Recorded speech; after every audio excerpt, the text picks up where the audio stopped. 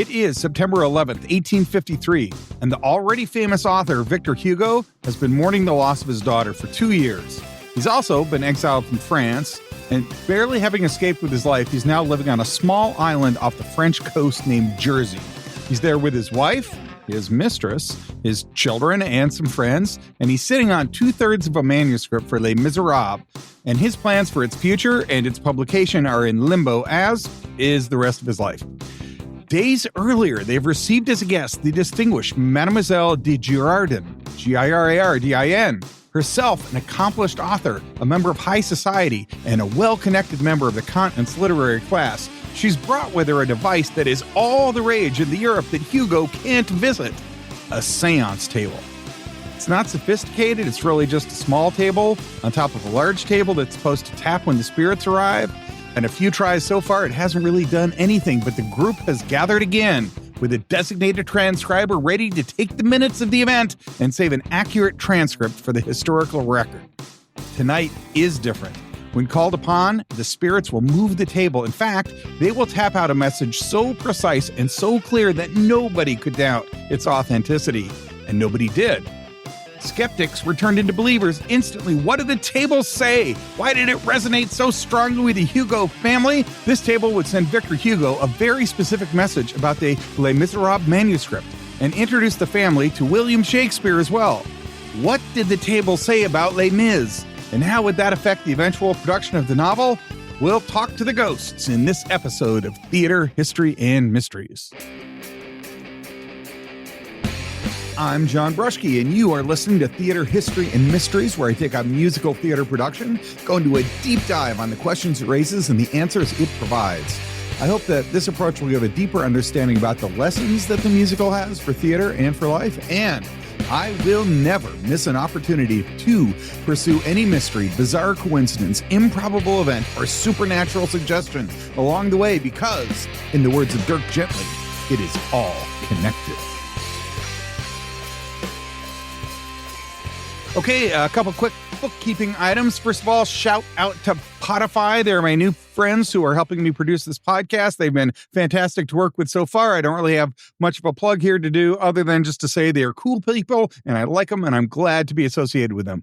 I would also like to give a shout out to you. Theater is all about community and this podcast won't work if it doesn't build some sort of connection. So please hit the follow or subscribe so the new episodes automatically show up in your feed. I cannot tell you how much I appreciate you. You know, what is theater? It's an attempt for people to connect their ideas to one another. If something that I'm saying is resonating with your mind and it's something you want to listen to, I am eternally grateful. So thank you so much for listening to the show. If you can, please help by hitting follow, hitting subscribe, and most importantly, word of mouth. If you could put this on your social media, that would help me a ton.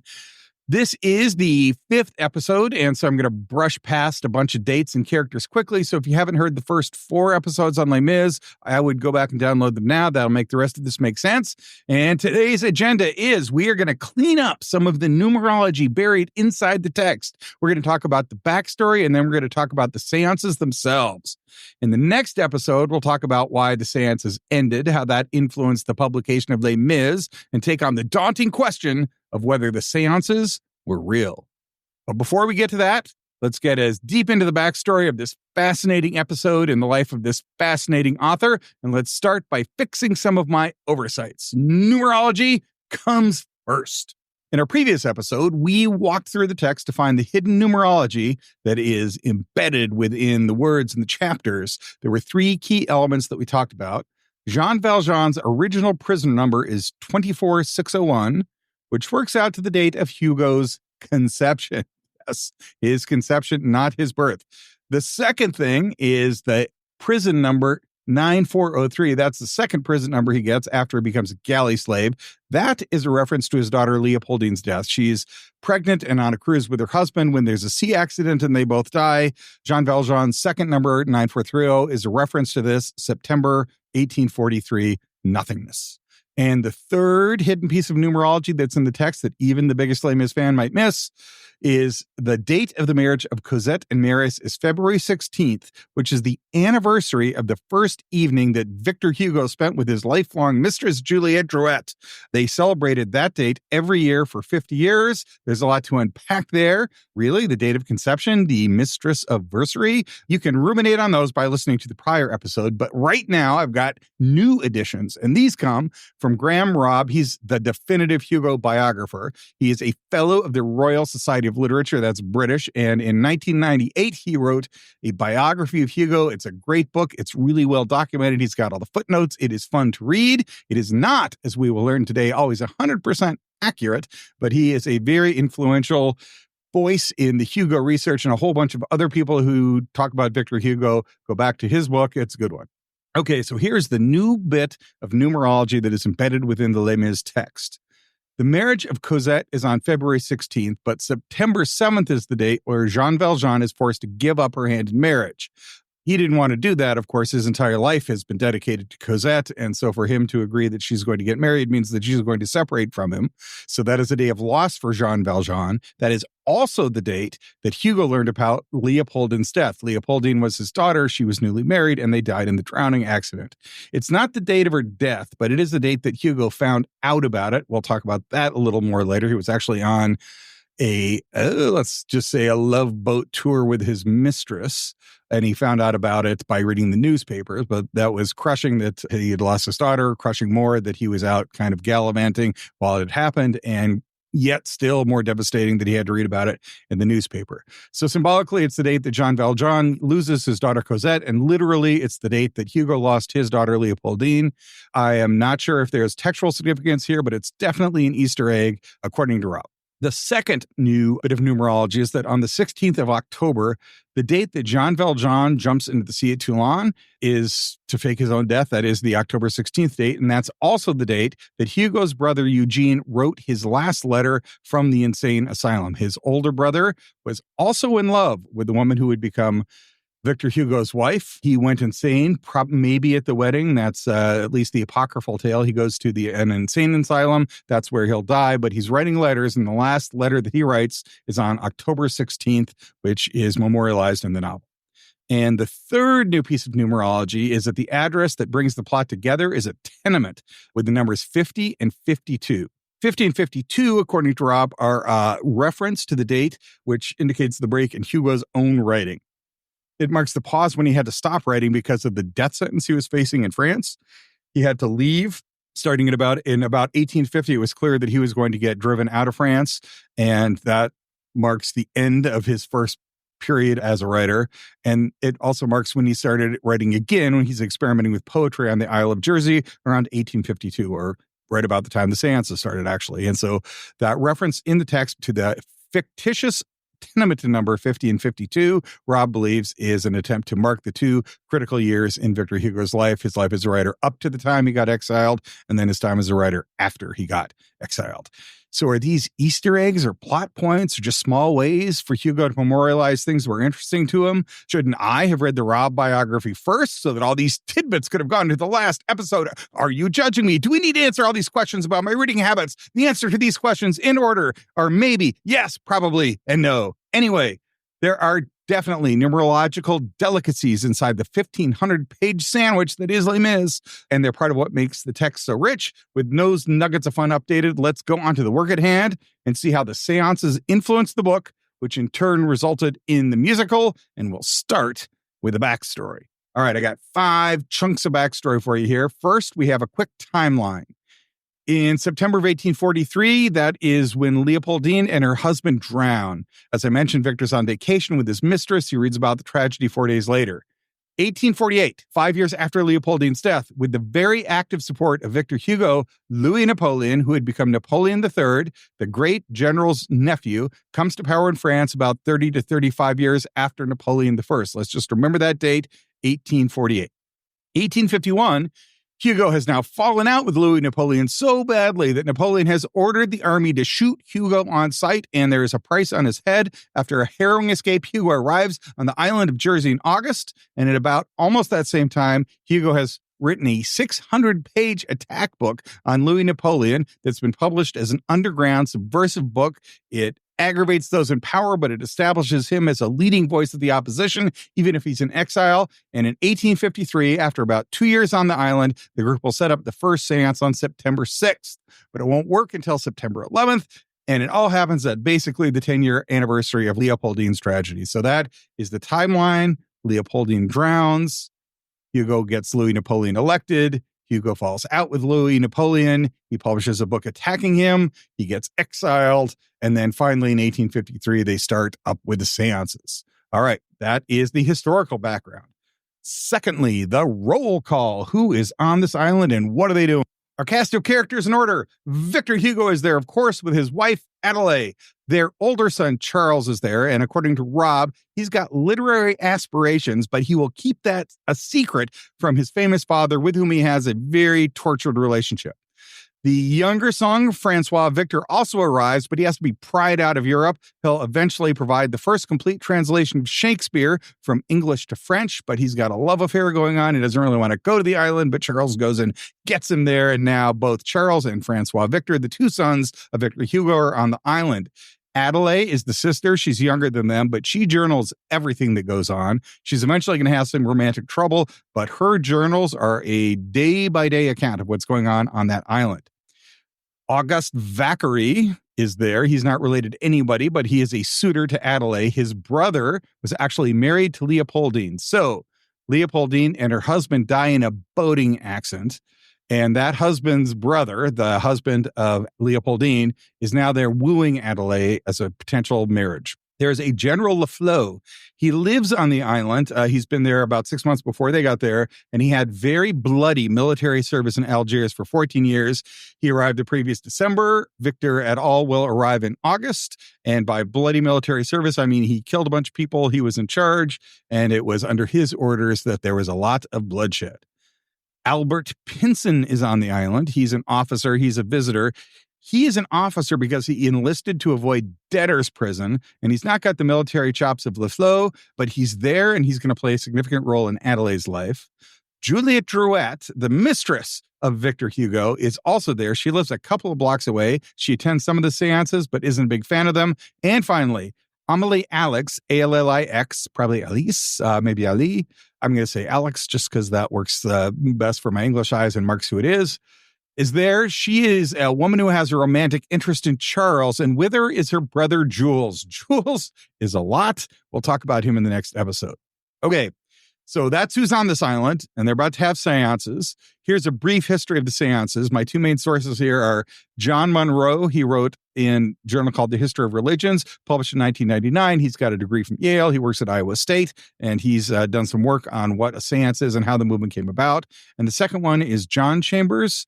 He wrote a book called Victor Hugo's Conversations with the Spirit World, A Literary Genius's Hidden Life. That was published by somewhere called Destiny Books. They are kind of a paranormal publisher. He has an MA in English from the University of Toronto. He did 3 years at the University of Paris. He's also the director of New Paradigm Books, and he definitely believes in ghosts. Like, he thinks science has already proven that ghosts exist. And in fact, he starts his book with an introduction by Martin E. Bond, who spent 12 years as the administrative secretary for the Parapsychology Foundation in New York City. I'm just going to have a small digression on sources. I'm not saying this to discredit anyone, but everybody comes to their writing with a perspective. I think it's important to know that Chambers is approaching this as a committed believer in the paranormal, and Monroe is approaching this as a committed academic from Yale and Iowa State. I just think understanding the perspectives of the people will help us understand what they have to say, and is good academic practice. Okay. So what is up with seances by the time they arrive on the Isle of Jersey, where our cast of characters are going to participate? It all starts in 1848. Remember that year, 1848? Isn't it a coincidence that the entire spiritual movement started in the exact same year that Victor Hugo helped get Louis Napoleon in power? That is strange, but it affects our timeline even if it's not supernatural. There are a pair of sisters in New York. They are named Fox.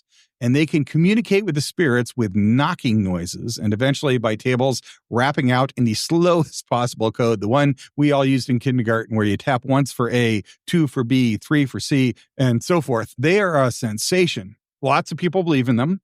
They eventually retract. their belief in the spirits, but then some of them retract the retractions, and the entire movement is called spiritualism. That's 1848. By 1851, it leaps to the continent and takes Europe by storm. And meanwhile, in Austria, there's a physician named Friedrich Anton Mesmer. And according to Chambers, quote, he theorizes that we all have a critically important non-material fluid in our bodies, one shared by all of the universe and linking us to the entire universe. Does that sound familiar? Here's Sir Alec Guinness describing a similar concept in the 1980s. The Force is what gives the Jedi his power. It's an energy field created by all living things. It surrounds us and penetrates us. It binds the galaxy together. You say energy field, I say non-material fluid. There are those eggheads at the Circ Lab who call it the Higgs boson field. Aren't we all really talking about the same thing here? Anyway, that is important to Victor Hugo's belief. This is what Hugo believed in. He believed in the fluid as much as the spirits, and in mesmerism as much as spiritualism. And according to Monroe, there is a guy named Allan Kardec who becomes a leading figure in about 1857. And what he does is he takes a system of peer review to separate the fake mediums from the real deal. So if you are a member of the spiritualist movement, what Kardec wants you to do is make a transcript of your seance and then send it up the line. And so it gets reviewed at a couple of different levels. And if it gets to the very top, Kardec himself will review it and publish them in a journal called Revue Spirit. That's, I believe, the French spelling. There are others that come along and say that they will publish anything. But the important point is that transcribing these seances is common and it's part of the whole spiritualism movement. Okay, that is spiritualism. Let's talk about now the fourth piece of context, the specific seance manuscripts in the Jersey sessions. This is an account that comes from Jan Matlock in 2000. Jan Matlock is from the University College of London, writing in a journal called Diacritics, which is sort of a high-end scholarly one.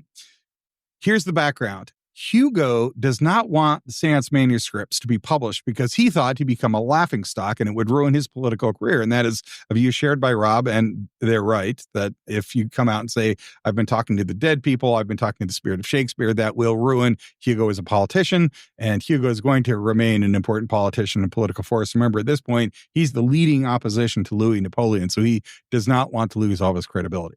So he leaves the island in 1870. By 1890, the events had leaked about the seances thanks to a friend, and the press and public are now aware that in the 1850s, Victor Hugo was deeply involved in spiritualism, but he has passed away by then. So it's become known to the public after his birth. The transcripts are first published in 1923 by Gustave Simon.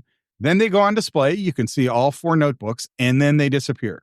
2 are eventually recovered. They go into the French National Archives, and those 2 surviving manuscripts are the basis of a 1968 publication.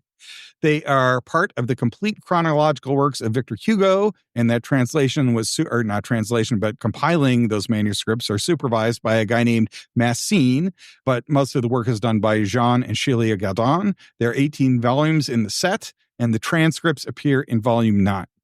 There are now some other new editions, according to Timothy Day. He wrote in the Interdisciplinary Science Review in 2023, but the only English language translation is the one previously introduced by Chambers. So there do exist transcripts. They exist in French. They were published in 1923 and then again in 1968. The only way you can get to them in the English language is with Chambers. And I will say, when he writes, there are some direct transcriptions in there, but it also reads like a novel. Like, it just sounds like he's kind of making stuff up, or there's parts in there that can't possibly have come from the original transcript, but are him giving a dramatic effect to it. So there are some verbatim transcripts of many of the seances, but getting a full set of them is hard to find. Not all the translations fully agree. The ones that Timothy Day was talking about don't always agree with the 1968 version or the 1923 version. The 1923 version was itself not complete. And according to Monroe, the whole movement of spiritualism is happening at a key time. Remember, this is like the middle 1800s. So this is a time when science is producing things like air flight and wireless communication and steam engines. The Industrial Revolution and science are just changing everything we think about the world. But religion is still focused on heaven and hell. And this spiritualism movement is filling a gap that might lead an empirical element to the spiritual world. If faith is not enough for you anymore, but you still believe there is a spirit world out there, then maybe the spiritualist movement, which is quasi-empirical, like things you can observe, you can talk to the spirits of the dead yourself, that could feel a key thing that's missing culturally, and that is the opinion of Monroe. Okay, so that is what's happening with the specific manuscripts of the Jersey sessions. They were definitely taken, and they definitely still exist, but it's hard to find them in complete format. All right, and then the last thing to know is just some stuff about Jersey itself. It's an island. It's off the coast of France. It's in there. It's part of what are called the Channel Island. It itself has known ghosts before the Hugos ever get there, especially a white lady. It's got druid stones. And Adelaide Jr., the person who did all that journaling, revealed that the family was talking about the spirits way before the seances happened. So it wasn't like the seances were the first time the Hugo family had talked about ghosts or talked about spiritualism. Okay, so to summarize all the background before we get into the seances, there's an entire movement of spiritualism afoot. Hugo's not the only one who is doing them. Hugo is actively thinking about spirituality and is skeptical of organized religion, but he's interested in faith and spirituality. And there are a bunch of people on that island that include fellow emigres and also Hugo's inner circle. We are now set for the arrival of the tables. Let the seances begin. We are now in 1853. September 4th is the 10th year anniversary of Leopoldine's death. On September 6th, Delphine de Girardin arrives. As I mentioned before, she's an author. She's very connected with the literati of Europe, and she has her own seance table, and all of that is according to Stevens. As a sidebar, Stephen puts the table craze in Europe at 1850, but Monroe says it's not until 1851. I don't know if that's hugely important, but it's all happening pretty quick. On September 6th, they set it up. Victor Hugo is not there, and nothing happens. They fiddle with the design. On September 8th, they try it again with Victor Hugo there. And again, nothing happens. On September 9th, they try it with a 3-legged table, but this time it also doesn't work. And then on September 10th, it fails again, and Auguste Mockery is there to mock them. And all of this is according to Stevens. If I haven't introduced Stevens before, that is an author who's writing about the history of Jersey and is interested in the particular 3 years that Victor Hugo was there. He's relying on the primary sources of the people who lived on the island at the time. All right, that gets us to September 11th. The Hugos are there. The Leflots are there. Vacquerie is there. De Girardin, who brought it, is there. De Girardin, I think. And somebody named Pierre La Trevenue. That person's not important. They kind of drop out of the story. But De Girardin brought the tables, and Vacquerie, the suitor of Adelaide, placed their hands on the table, and the table speaks. Leflot asks it to name what he's thinking of, and the table says, fidelity. Leflot says, I was thinking of my wife. That's interesting. Good answer if your wife's in the room. They then switch it, but now the table's working. And so they're like, oh my gosh, what's going on? They switch it up and let Charles, the son of Victor Hugo, and Leflot now put their hands on the table. And then it reveals itself as dead daughter, repeats it in Latin, and says that it's happy. Now, according to Stevens, this immediately converts Hugo. Charles and Vacquerie then also become huge believers, and this starts a series of hundreds of seances over the next 2 years. The work of Chambers, our spiritualist himself, has an almost identical account. He provides, as a footnote, volume 9 of Massine's work, so that's where Chambers is getting the information from. Interestingly, Rob, the most serious academic of the three, between Chambers and Stevens and Rob's the most serious academic. He provides this account I'm now quoting, quote, on the evening of 11th September 1853, almost exactly 10 years since Hugo had heard of the news from Villequier, that was where he was when he heard about Leopoldine's death, the table twitched to life and spelled out the words fil, F-I-L-L-E, and morte, M-O-R-T-E, and then an amazing sequence of letters, L-E-O-P-O-L-D-I-N-E, spelling out the name of the deceased daughter. And later, Rob would write, quote, Hugo understandably found it hard to be skeptical. Nobody would have used Leopoldine as a practical joke. Even more impressively, the table began to spell out ideas, images, whole lines of verse, even the final title of Les Misérables, which were known only to Hugo and often when he was not even in the room. End quote. That spelling of Leopoldine, hey, that's a new detail. It wasn't in the other two accounts, and that makes it a lot more credible, doesn't it? If you're Victor Hugo and it just says dead daughter or dead woman, I'm sure that's probably Leopoldine. But if you spell her name out, it's not ambiguous anymore. Now, for that whole 2 pages there's only one footnote in Rob, footnote number 55, and that cites Messine, so that's the same source that the other two people have been citing. And this account with the spelling of Leopoldine reappears elsewhere in Monroe and Day. So after Rob writes his account that says Leopoldine was spelled out, other scholars who cite Rob, and why not, he's the most important author on the subject, repeat that Leopoldine is spelled out. Our 3 most distinguished authors now believe or are giving the account that on September 11th, not only did the words dead and daughter appear, but that they spelled out her name. Now, I don't know where Rob got that because it is not in the text. I want you to take a look at the show notes. I have found volume 9 of Messine's text. I've taken a picture of that page. Now, I can't speak French for sure, but I can find the words Phil, F-I-L-L-E, and Morte, and there's nothing in there that spells out Leopoldine. And it's interesting that the other 2 authors before Rob did not include that, but everybody after Rob says that it happened. It's possible that Rob did get that story from a different source, but if so, it's not cited. Like I said, the only thing he cited was that footnote 55 to cite volume 9 of the complete chronological works of Victor Hugo. So, is Victor Hugo sold? Yes, but maybe not as convincingly as Rob has presented it. If Hugo is sold, so is Vacquerie in Monroe, who's quoting a memoir, quoting one of Vacquerie's memoirs, quote, "Here, defiance was no longer possible. No one would have had the heart or the effrontery to turn this tomb into a stage before our eyes. A mystification was already difficult to admit, but an infamy, suspicion would have mistrusted itself. The brother questioned his sister, who had come from death to console the exile. The mother cried. An inexpressible emotion welled up in her breast. I distinctly felt the presence of the girl who had been torn from us by the dire blast of wind. Where was she? Did she still love us? Was she still happy? She responded to all the questions, or responded that she was forbidden to respond. The night melted away, and we remained there, souls fixed on the invisible apparition. Finally, she told us, farewell, and the table stopped moving." End quote.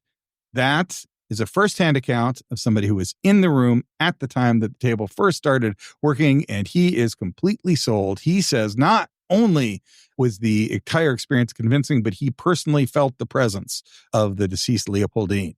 Okay, so according to Stevens, the big believers are now Hugo, Charles, and Vacquerie. I think Adelaide, the daughter, is kind of into it. She will be courted by 3 men on the island, including Vacquerie, Pinson, and that guy, Jules Alex. While she's getting cold on Vacquerie and warmed on Pinson, she turns to her deceased sister and gets some truly bad relationship advice. Listen to this. This is a direct quote from Stevens' text. And remember, she is unhappy with Vacquerie at this point and is kind of turning towards Pinson. So Adelaide consulted the turning tables. How could she cool Vacquerie off and stop Pinson from leaving Jersey? The spirit of the table, which seemed to speak with Leopoldine's voice, suggested sexual entanglement. Then Adelaide broke off the seance to see Vacquerie. She found him burning some verses, which he had written, attacking her. Adelaide smoothed the mattress, remembering that she had once loved him. She sat on his bed and sobbed. Quote, Leopoldine, end quote, now advised her to make Pinson jealous so that he would resign his commission, and she must have been tempted to make up to Vacquerie, just as she was doing to Margaret Allen in order to make Adelaide jealous. But she no doubt realized how unfair on Vacquerie this would be, and another spirit said that jealousy was useless. The table advised her to become pregnant and tell Pinson, quote, I shall die if I am abandoned and have child, end quote. Okay, if you are in a love triangle and want to handle the situation well, I would not recommend trying to make one of the partners jealous and doing so by getting pregnant out of wedlock to blackmail the guy that you really want to be with in a relationship with you. Especially, I would not do that in 1850, where birth control doesn't work very well. The Catholic Church hates it if you get an abortion, and you can't ever get divorced. I guess my point is different people were taking different things from the table. Anyway, I do think that means Adelaide is putting some stock in the table to the point where when she's got to make one of the most difficult decisions she could make, she decides she's going to talk to her dead sister through the table. As I mentioned, there are hundreds of these sessions, and there are hundreds of visitors they meet, from significant historical figures like Shakespeare and Caesar and Jesus, to mythical beasts and abstract entities like death, the idea, inspiration, the ocean, to snails, to an astral voyage to the planet Mercury. Snails kind of stands out on that list as an outlier. Maybe we'll get back to that in the next episode. But not everybody loves these tables. According to Stevens, Julia Drouot considers them diabolical and doesn't like that they're taking Victor's time away from her. Remember, she's the mistress, so she's got to split her time with Victor between his family and herself. And if she's also got to split with the spirits, that seems super unfair. As the seances go on, it becomes clear that Charles is the best medium. And by all accounts, Charles does not like this. According to both Chambers and Rob, this is because to be a medium, a good medium, your own personality has to become blank, clear, invisible, and kind of pushed aside. This, Charles considers an insult to his ego. It's like, why am I only good to this family when I myself disappear only as a vessel for other things? He doesn't like doing it, and that's for sure. And he probably doesn't like doing it because he has to disappear and he would like to be visible. Francois Victor is the most skeptical, and others laugh at him because he'll say, this is all fake. And then he's caught throwing salt over his shoulder to protect himself. This is according to Stevens. He loses interest and eventually stops attending the seances. And Hugo is into it, but a little bit skeptical. This is from Stevens' book, quote, Hugo said that he did not believe in the message of the tables blindly, but he was not perplexed by the phenomenon.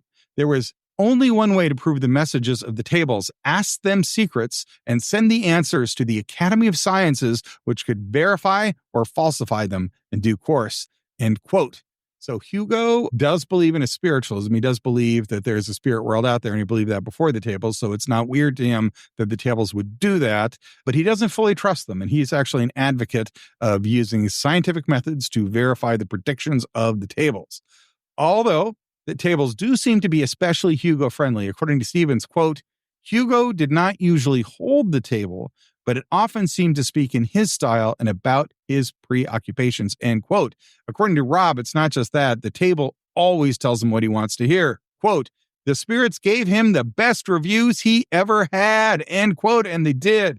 All of his literary heroes tell him they read his stuff and they think it's great. And other great religious figures show up, like Jesus shows up to confirm his beliefs about God and the afterlife. Victor Hugo knows his beliefs are not those of the Catholic Church, and who better than Jesus himself to show up and tell you that you're right and they are wrong. Now, in the Stevens book, there's an account of Albert Pinson. He and Charles are operating the table. The spirit reveals itself to be Andre, Albert's brother, who had, quote, not been heard from in some time, end quote.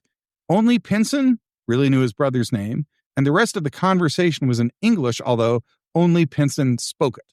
There's another version of this in Chambers. In this one, Charles is the medium, and Pinson is translating what Charles is getting into English.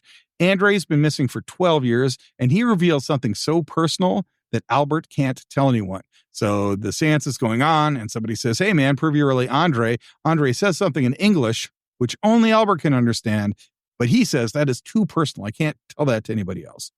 Then moments later, Sir Walter Scott appears in the table. He produces a couplet in English, which Charles can't speak. So Pinson translates the whole thing. It comes out in English as a couplet written beyond the grave by Sir Walter Scott.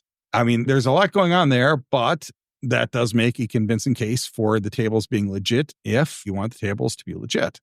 If Charles is just faking it, how's he able to produce these things in English accurately enough so that Pinson can translate them? And if this is all sort of the manifestation of Victor Hugo's mind, how did Victor Hugo pull that one off? Victor Hugo himself cannot speak English. According to Stevens, the table would often guess the thoughts of those not touching the table, quote, which suggests that extrasensory perception was at work, end quote. So it's not just Hugo who is influencing the answers. A star of these shows is going to be William Shakespeare himself. He declared in the seance that he actually preferred French to English, which worked out well because Victor couldn't speak any English. And then Shakespeare dictated through Charles poetry in the first act of a new play. The text of that play is reproduced in Chambers as an appendix. And Rob's account is that Shakespeare showed up night after night to do line-by-line editing. This is the exact same process that Rob describes for how Hugo finished Les Mis. He didn't just take up where he left it off. He kind of reread the whole thing and made a whole bunch of edits in a line-by-line way, which was apparently the way Shakespeare was dictating his new play to Charles. The seance transcripts are striking, and they're different from other seance texts. Remember that there were a lot of seances going on, and there were a bunch of places where you would publish the text of your seance, so it's possible to make a comparison. And according to Matlock, there is a far greater interest in what the spirits are saying and who they are in the Jersey transcripts than in the other ones that were around at the time. Secondly, these seances produced poetry which others did not. In particular, a few of the poems that came from the seances were produced in a book called The Contemplations, a book of poetry that was published by Victor Hugo in 1856. And this actually became kind of a sore spot for Hugo. Essentially, there's an afterlife plagiarism question. Were these really Hugo's poems? This authorship question has been the subject of an academic article by Suzanne Gorlac, Guerlac, who has some big questions about the nature of poetry and authorship, and she uses Hugo's spectrally inspired poems as her inspiration to kind of her starting off point to discuss those questions. According to Rob, and here's a direct quote, compared to the soul-destroying banality of most seance texts, the Marine Terrace corpus, only a quarter of which has survived, is a literary masterpiece, the unconscious product of a naturally dramatic mind. Many of the spirits have rich personalities that a very rare sub-phenomena sometimes occurs, one spirit communicating directly with another. End quote. Marine Terrace is the name of the house that Hugo lived in on Jersey, and apparently their characters could actually talk to each other, which was not something that usually happened in the seances. Anyway, the seance texts are more rich, varied, and literary than your average seance text at the time. In one of those seances, an early one in 1853, the spirits predicted that Louis Napoleon would be out of power within 2 years. That would take it to about 1855. We'll talk about how well that worked out later. And speaking of Louis Napoleon, both Chambers and Robb have a pretty detailed account of Hugo meeting his arch nemesis in a dream on September 13th, 1853. The seance tables connected Hugo to a sleeping Louis Napoleon, and Hugo then interrogates Napoleon for 6 hours. And it's a very one-sided conversation. Louis Napoleon admits that it's all a fraud. He knows that Hugo is a genius. He admires Hugo's poetry. He admits that he's a fraud. He predicts that he'll be overthrown by the people. He admits that his famous uncle hates his guts. He asks for Hugo's forgiveness, and he says he's just keeping up the charade because he likes being emperor. Chambers wistfully notes that Louis Napoleon left no account of the dream he had on September 13th that night in a tone that suggests that he probably could have and that it might have confirmed what Hugo had to say, but he did not. Geraldine de Girardin, the person who brought the tables in the first place, died in June of 1855 and rather rudely did not appear to the group in a seance. According to Chambers, this weekend's Adelaide Hugo, the elder's faith in the whole enterprise. If Geraldine did not come back, maybe this whole thing doesn't work out after all. And finally, there are 2 encounters that pertain to Les Mis. As noted earlier, one of them is about the title, and the title is a big deal. David Bellows wrote that book called The Novel of the Century. His 6th chapter dwells at length with the subtleties of the title. Earlier, in some earlier episodes, I tried to give my spin on what others have said the title might mean to them, but Bellows really does a deep dive on it toward the end of chapter 6. Part of the reason that the title in the English production is unchanged from the French, it is Les Mis in both English and French. In wherever the production goes, it's known by the original French title. Usually the titles get translated. And according to Bellows, part of the reason of that is how much you lose with any attempt at direct translation. But the spirits know that title. They communicate it to Victor Hugo, and only Hugo and the spirits are aware of the importance of that title. That is the first time the spirits talk to him directly about Les Mis. And the second, according to Henrik Bering, he's writing for the LA Times Review of Books, and he gives this description while reviewing Bellows' book, quote, "One day, the personified spirit of civilization itself commanded Hugo in suitably deferential terms, quote, 'Great man, finish Les Mis,' end quote."